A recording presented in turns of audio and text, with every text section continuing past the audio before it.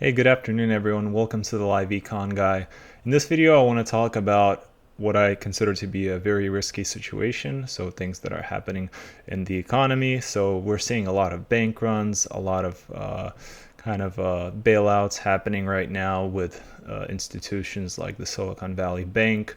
In this video, guys, I want to bring up something that I think we'll start hearing more about in the next couple months, or years rather, but maybe months, who knows.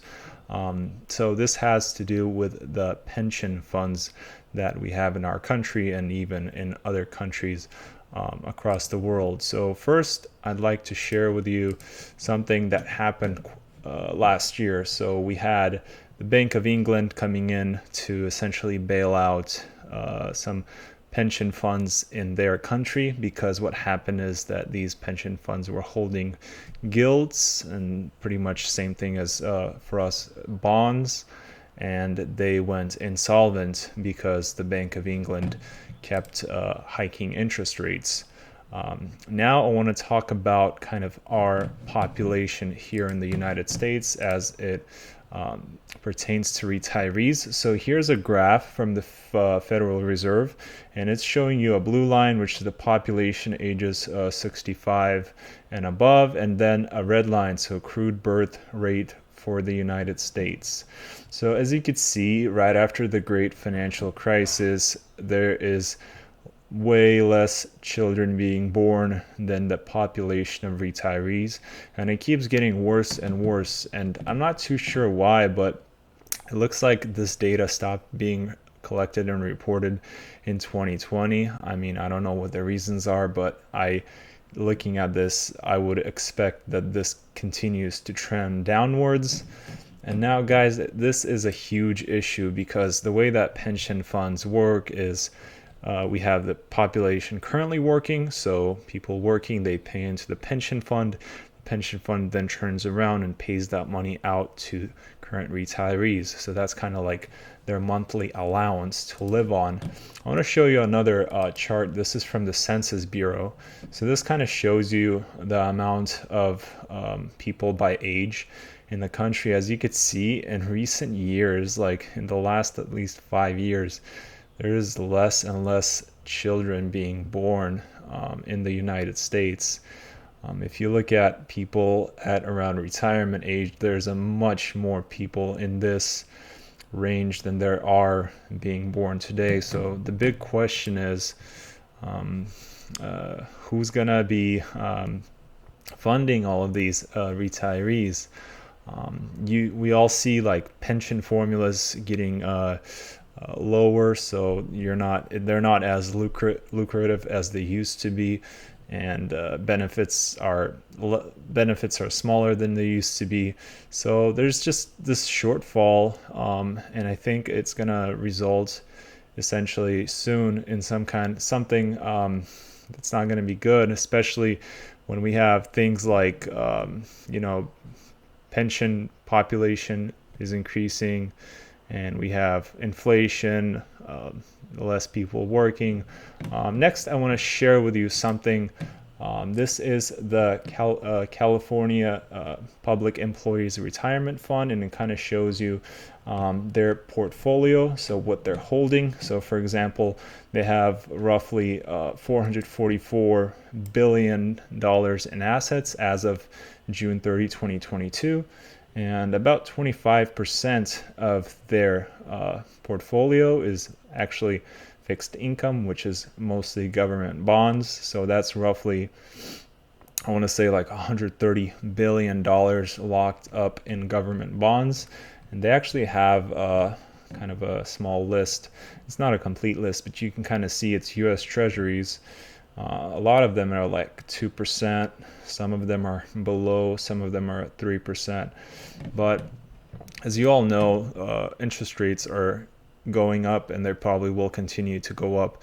So this is putting immense pressure, for example, on this pension system.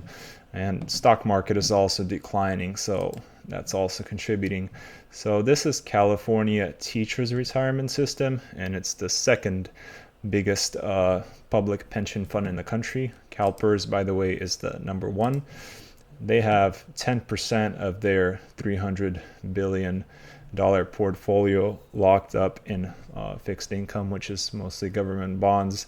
So that's roughly $30 billion that is under immense pressure from all of the recent interest rate hikes. Now, why am I talking about this? I think a combination of these factors is going to lead to a scenario where retirees are waiting for their monthly allowance, and it just I don't know what's going to happen. It's either going to be lower because the pension plans aren't able to meet their expectations, or it's going to be deferred.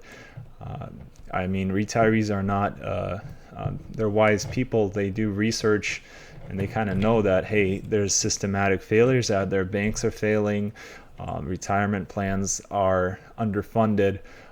So what they can do, what retirees can do, is they can actually go to their pension fund and say, hey, I want a full refund of my contributions. And this is much worse than a bank run, because usually you don't really put that much money in your bank. It's usually maybe a couple $1,000s, if that. But if you actually refund your contributions, that could be hundreds of thousands of dollars that the pension system will pay you out like pretty much within a month.